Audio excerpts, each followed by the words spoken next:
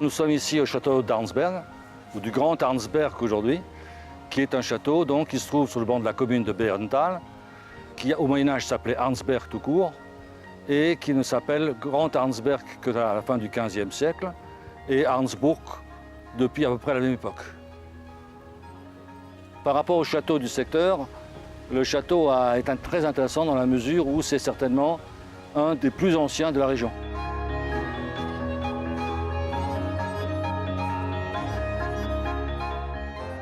La datation des éléments d'architecture repose avant tout sur les pierres, le type de pierre qui était utilisé, et les encadrements de portes ou de fenêtres, si on a la chance d'en trouver encore. Alors ici, on a en effet les pierres à bosse du donjon qui sont tout à fait caractéristiques du XIIe siècle.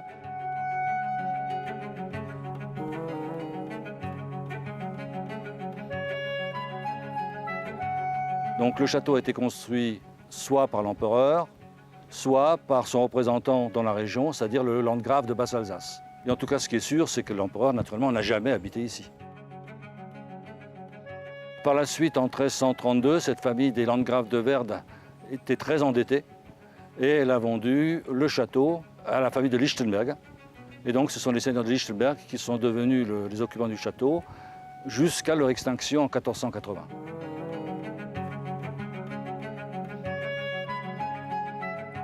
On ne sait pas exactement pourquoi le château a été construit ici, puisque apparemment il n'y a pas à proximité immédiate de route vraiment importante.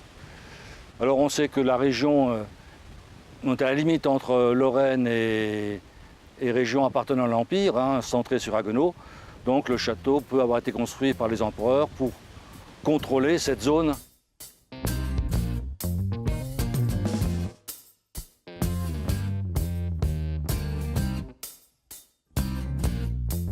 Ce que l'on sait aussi, c'est qu'en 1706, lors de la guerre de succession d'Espagne que Louis XIV a menée contre ses voisins, il y a eu un projet de réutiliser les ruines.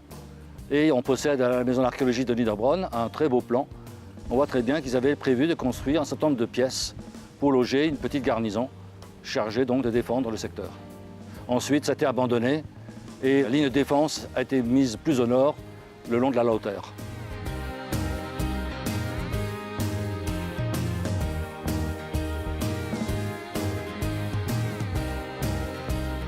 Au niveau du rocher tourné vers la vallée, il y a un très bel escalier taillé à flanc de paroi qui est tout à fait caractéristique de ce qu'on trouve dans les châteaux des Vosges du Nord. Ce château, il était donc construit sur deux rochers. Un rocher tourné vers la montagne un peu plus haut, qui était certainement le noyau du tout premier château, et puis un deuxième rocher vers la vallée, qui est un peu moins élevé.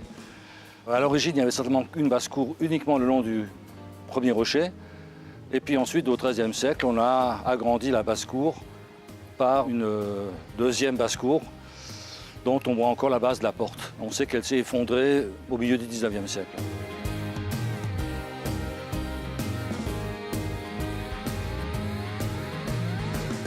Ce château, il a, en plus de cet élément historique, il a une particularité botanique, c'est qu'il se trouve qu'il possède dans la basse-cour deux énormes marronniers. C'est des arbres dont on ne sait pas de quand ils datent. Je serais incapable de vous dire s'ils sont encore de l'époque de l'occupation du château, mais ils sont en tout cas très très anciens.